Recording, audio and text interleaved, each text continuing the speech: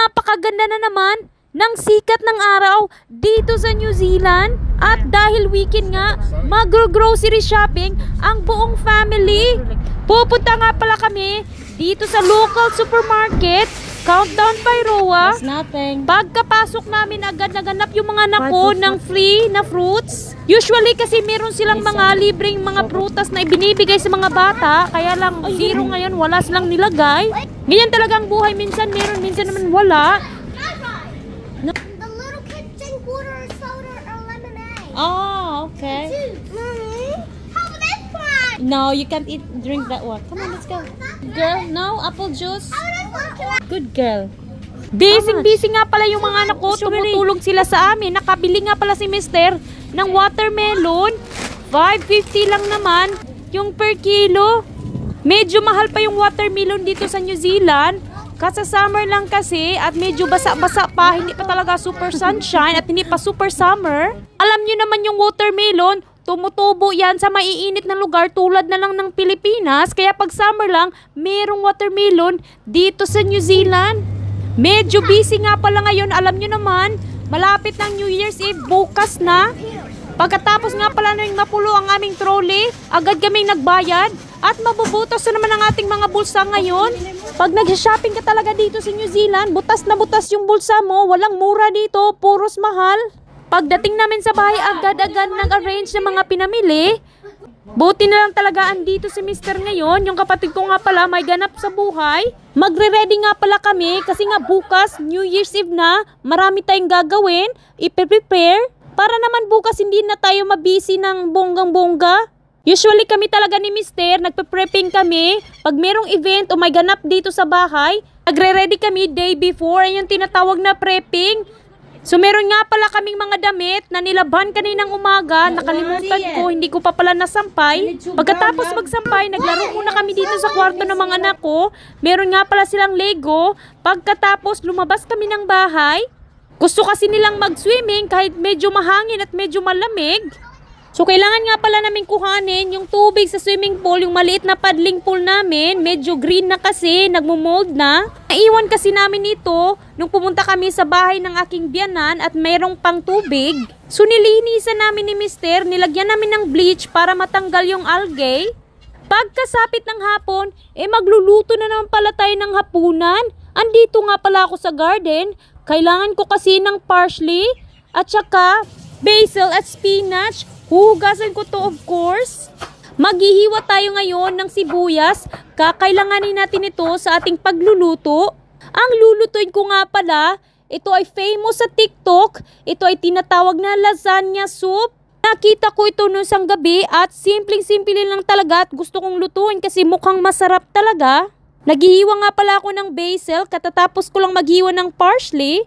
Ang basil, sobrang essential yan kapag nagluluto ka ng pasta. Nagbibigay sarap yan, aroma sa yung pasta sauce o yung pasta mo. Naglagay nga pala ako ng oil sa isang kawali at ngayon igigisa na natin ang ating sibuyas. Maglalagay din ako of course ng bawang.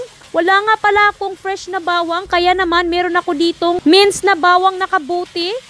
Ngayon naman ay ilalagay natin yung ating minced beef o yung ating giniling na baka.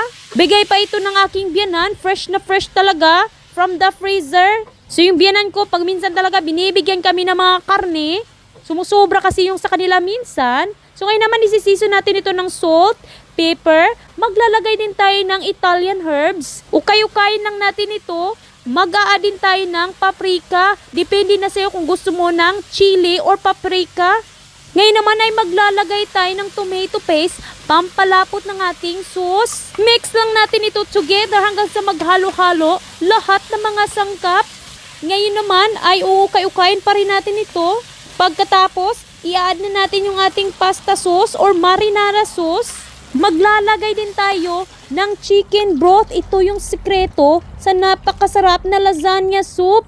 Mix lang natin ito, halu-haluin. Pagkatapos maglalagay tayo ng 1/4 cup cream. Ang ginamit ko nga pala ay full cream.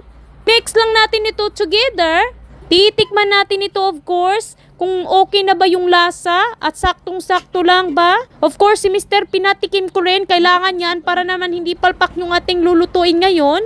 Ngayon naman ay add na natin yung ating lasagna sheet. Ito nga pala yung nabibili sa supermarket. Kailangan lang natin itong tipakin at dapat break into pieces.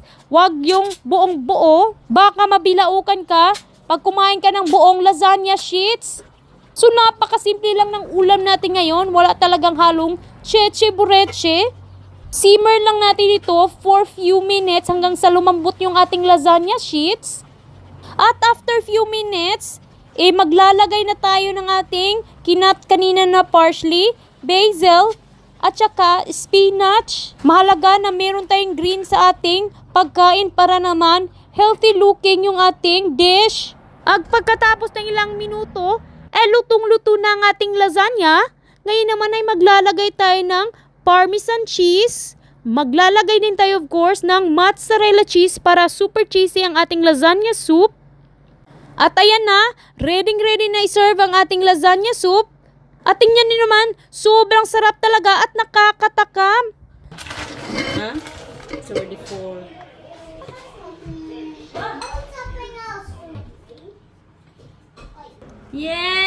Yay! Huh? Los bits na lasagna. What's that? What's that? Lasagna. How do you know? You remember it? Lasagna, that's Sai's favorite. How about you? No.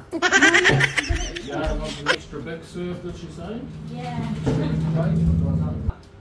No, Sal's going first. Dad, Sal's is going to win because he's yummy. It's delicious, love. Try it. We made it today and it's mommy's TikTok recipe.